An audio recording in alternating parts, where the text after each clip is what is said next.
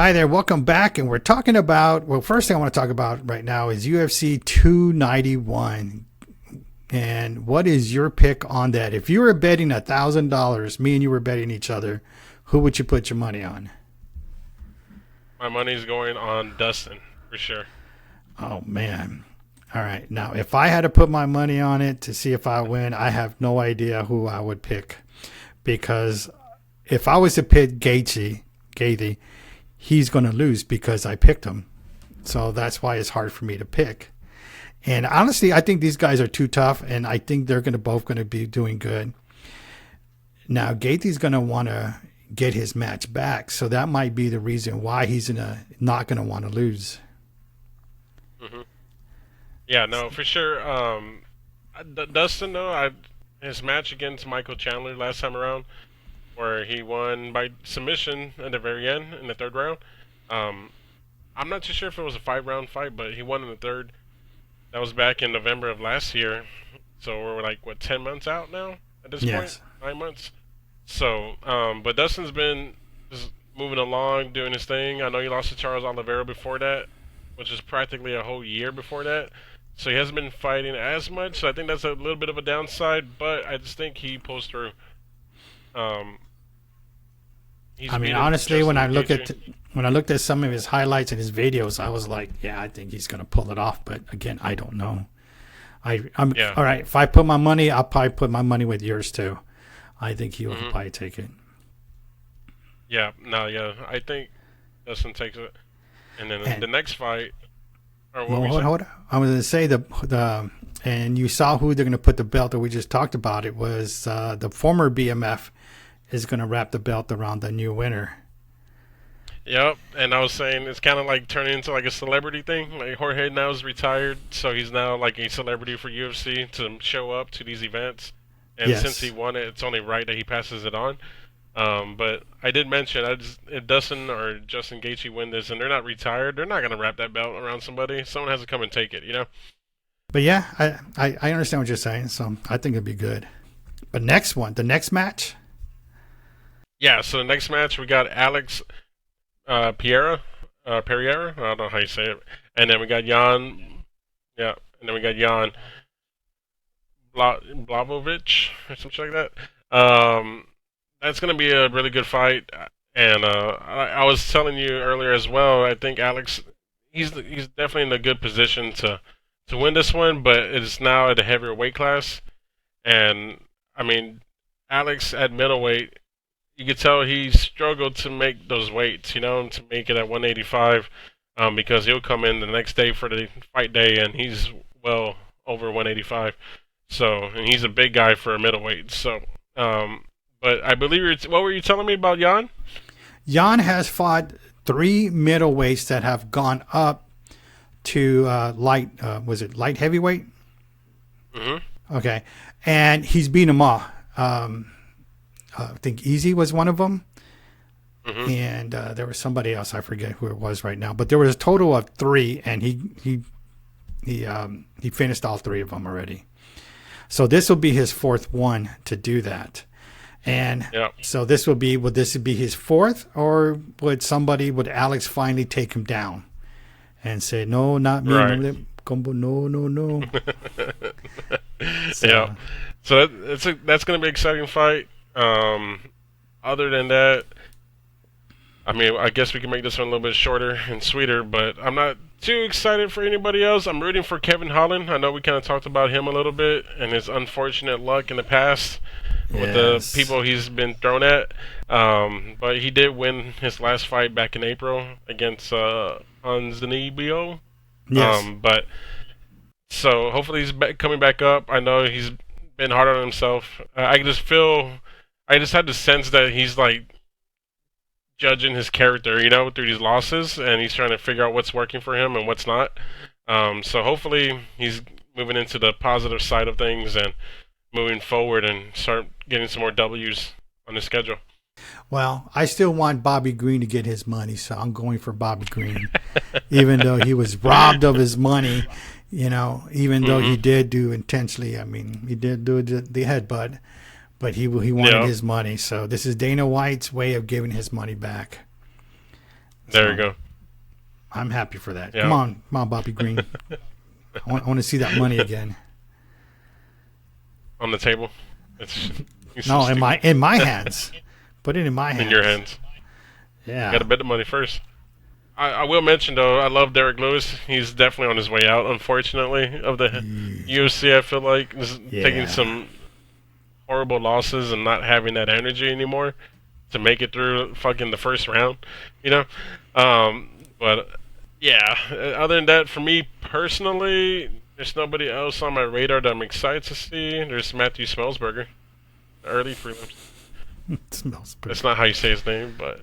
the Dana White was saying the fights to watch was this Gabriel versus Trevin, the welterweight, and the prelims, and then the other one was Roman versus Claudio. Those were some ones to watch, and I think Gabriel was the 14-0, no losses on him, and Trevin I think is 16-4, but coming off some good fight streaks.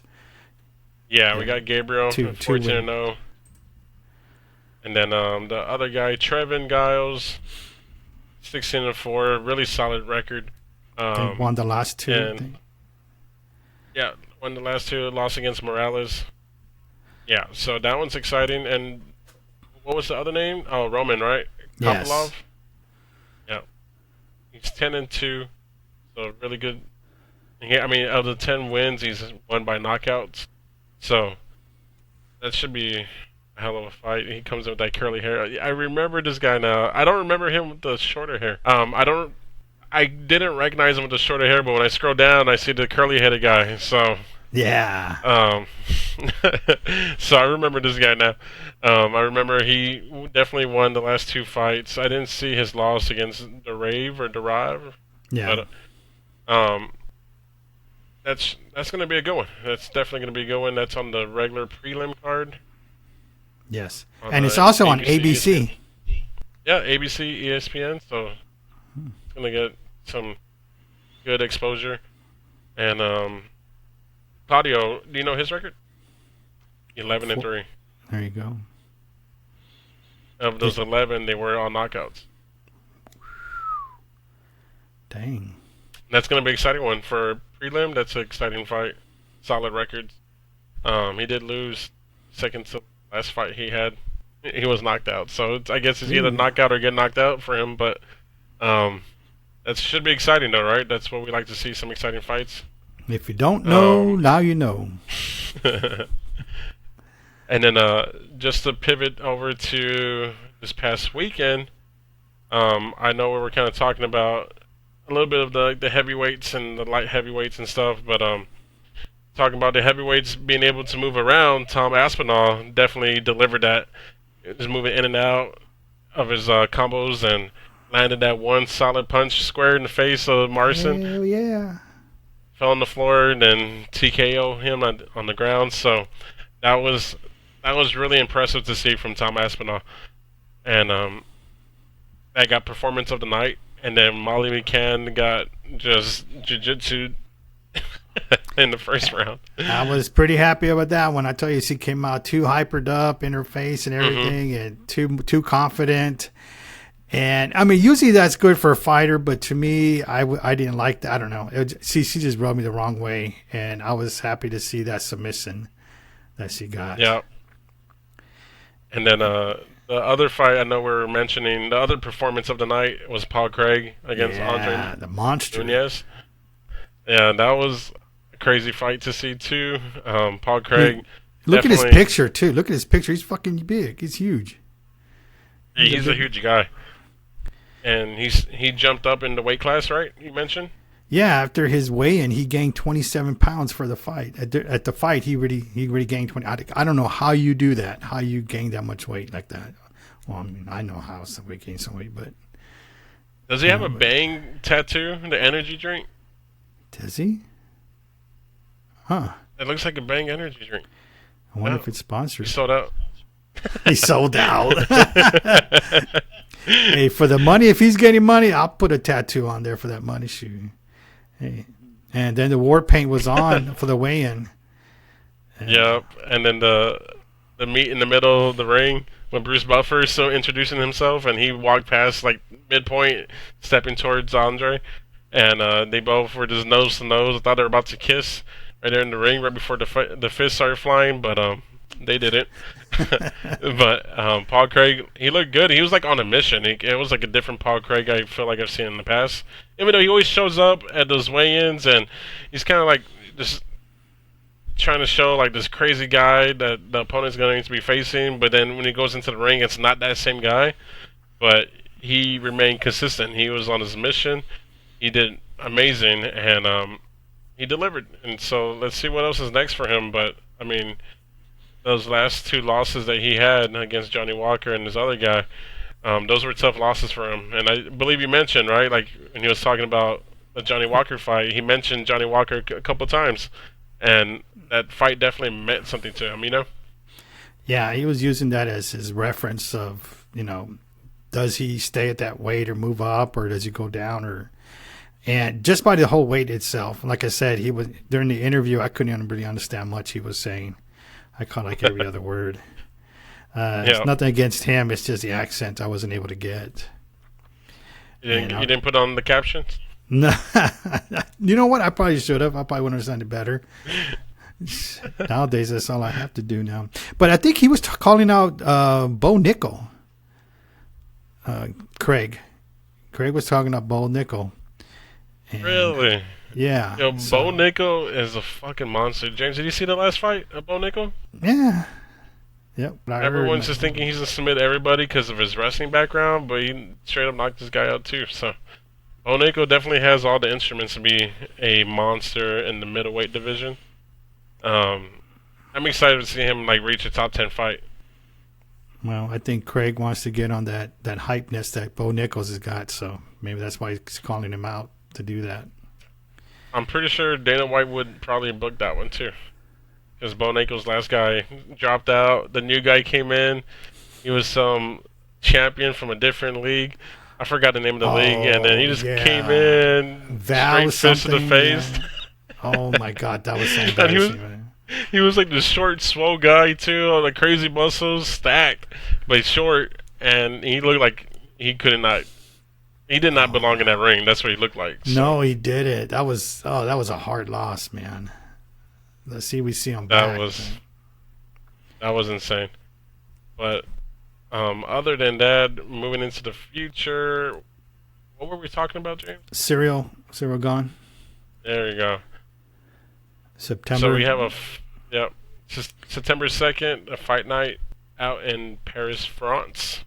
That's gonna be a good one. I know I was talking crap about Gane, but that loss to John Jones had to be like mentally defeated. Oh my God, yes. Because, I mean, John Jones barely even hurt him, right? He just choked him out. So, I mean, I don't know. He was the interim champion, right? Yes. And John Jones has made that belt his easily. And now, here we go. Ciryl Gane faces Serghei. Serghei's been walking through his opponents as well.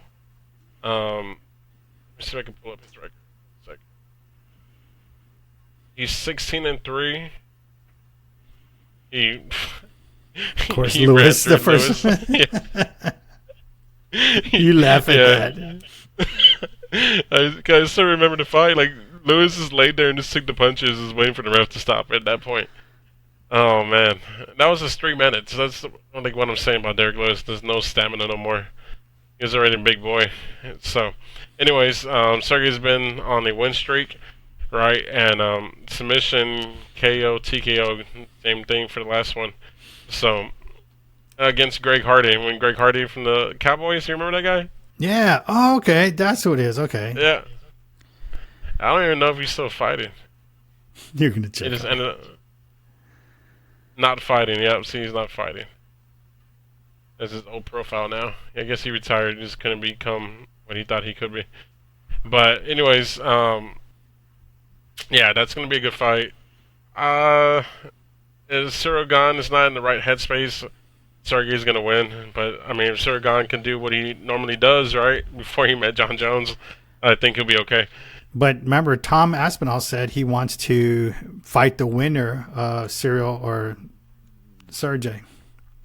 So he wants to fight the winner of that one to then fight the winner. Well, I don't know, because we were talking about this. Like, if Jones and Stipe, then was it Serghei fights that winner. So you have to be a winner. You have to fight the winner of the winner of the winner. Tom needs to have like 2 fights need to happen before he could even move up in there.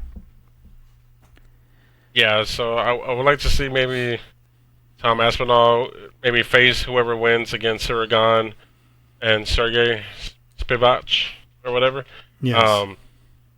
And then Serghei Pavlovich is going to fight probably John Jones or Stipe, whoever wins that one for sure. Probably John Jones. Yeah, John Jones is most likely going to win. I don't see him losing. And you mentioned Stipe is probably, or verbally said that he's going to retire, win or loss.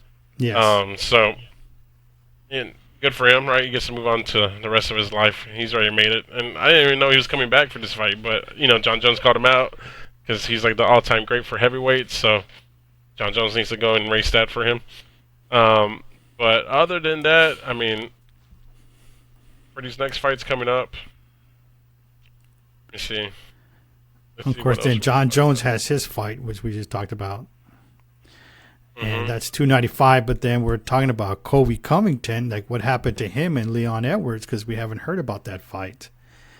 And the interview that I saw with Submission Radio with Colby Covington was that he says more than likely he's going to be on the card with 295 with John Jones.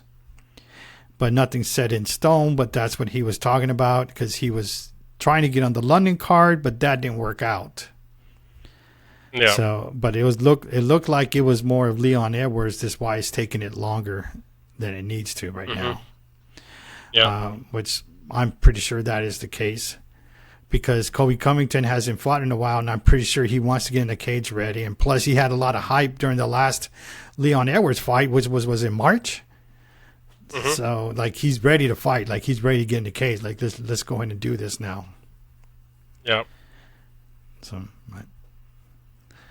but maybe Leon Edwards just wants to hold on to that belt a little bit longer. So, who do you think will win? I mean, if Leon Edwards and Colby, who do you think is going to win on that one? I think Leon. Really? Okay. I love Colby. I know he's wild. But Leon's been able to weather these storms, right? And he's kind of like faced like the biggest mental game. Like, he was kind of like mentally defeated and has that Rocky story, right? And that's why his nickname, coincidentally, is Rocky. And my name is Rocky, so you just got to go with it. Nah. He has a dope ass story though. I like his ability to like overcome these mental hurdles that he's had to encounter. And Usman was just talking shit to him like all those rounds and had him defeated in his corner. And he has his corner too, an amazing fucking corner, telling him what he needs to do. And then they realize it's not just telling him what he needs to do, but they got to like fight him in his head, And that was their battle. It was him fighting his coaches mentally. And then he finally broke through, and then just kind of stayed focused, weathered the storm until he saw the opportunity. And whether it's luck or not, he landed that head kick, And then now Usman comes back for his belt, and then Leon just dominates. He just runs his game. Usman could not do what he was supposed to do the whole time. Couldn't take him down. This amazing wrestler, and Leon made him look like he had no wrestling background. He did what he had to do. So I just feel like he's at a stronger mental state. He's already physically gifted already and has all the tools to have that belt, So yeah, I don't know if Colby can take it away. Yeah, that's true. Yeah. I don't know. I don't know how to go to on this one. Maybe as the fight gets closer, I'll probably make a prediction. But so far, what you said makes a lot of sense. Makes a lot of sense. Yeah, Colby's gonna get in his head though. He's gonna do his best. He's gonna talk some mad shit. Yeah, so that's exciting to watch, right? We just love that because it's like the entertainment before the fight, So Colby delivers that WWE action and the shit talking. So I'm excited to watch that fight for sure when that comes. But other than that, do you have anything else to talk about? Or are we gonna jump into tough? No, we can jump into All right. All right, we'll just briefly talk about tough, but Conor McGregor finished up 1-7. He could have been 2-7, but that was a close fight. But his guy couldn't close out the round, and he ended up getting submitted towards the very end. And embarrassing, like, end of the season, right, of the main fights, the beginning fights. Now they're figuring out how they're going to split the fighters because it's so one-sided, and the coaches are very different in the way they coach, and the winners for Chandler have grown to love him and realize why he's a better coach than Conor McGregor. McGregor didn't show up for the weigh-ins. He coached from the outside of the ring during the breaks between the rounds. He didn't step into the ring. He was just outside the gate just talking shit. Or, coaching to the outside the gate. Yeah, because that's what I saw. Yeah, because I saw in the first 2 episodes. Only saw. I'll catch up with the other ones. But and the main thing that got me was the weigh-ins. The weigh-ins was the one thing that he didn't show up. I'm like, well, maybe he just missed the first one. But no, that wasn't his thing. It wasn't important enough to do that. And like you said, he was on the outside. And I didn't see them all, but I know that I saw some posts where he was very upset that he didn't win, because the first 2 episodes that I saw was like they didn't win, but he was still like trying to be a good coach. It's okay. We'll get him. It happens, so forth. But I guess after a while, you got to get frustrated. And then, like I was saying, like, oh, for sure. Like, okay, so if Chandler's fighter go to McGregor, and if they win, so then who gets the glory? Is it Chandler because that was his original fighters, or is it McGregor because he the last one to coach? And we were saying like more than likely Conor McGregor is gonna take the glory on that one. Right. Yeah, and the difference is, and like the shit talking too between Conor and Chandler's team, not just Chandler, the team as well, talking shit to Conor. So we won't know until it happens after we watch the episode today, but it's gonna be a huge difference. Conor McGregor showing up to his fighters' fight, still wearing a suit, and you see Chandler on the other side wearing the team colors. It's like a big difference. That's true. It's an obvious difference. True. Well, I think he comes in as McGregor, not Team McGregor. Exactly, because you were saying how McGregor's more of a fighter than a coach, where Chandler looks like more of a coach. He gets into it. He's really with the fighters. So, yeah, I could see that too. But you could be right that McGregor's, like you said, he did the coaching, but it's really not – it doesn't suit him. He'd rather wear the suits on that. Plus, he has nice cars. Drives up in nice cars with that. Yeah, he rewarded the last guy who won the fight to go drive in his Lambo. Apparently, that was a deal with his fighters, and only one guy got to go give it a ride. So funny. And then he got a free haircut in the beginning, McGregor. Oh, true. Yeah. So we'll see what happens. How it all falls into place, I guess, tonight. Yeah. And I guess we'll come back and talk about it tomorrow. But other than that, that's pretty much it. All right. Well, I guess until next time.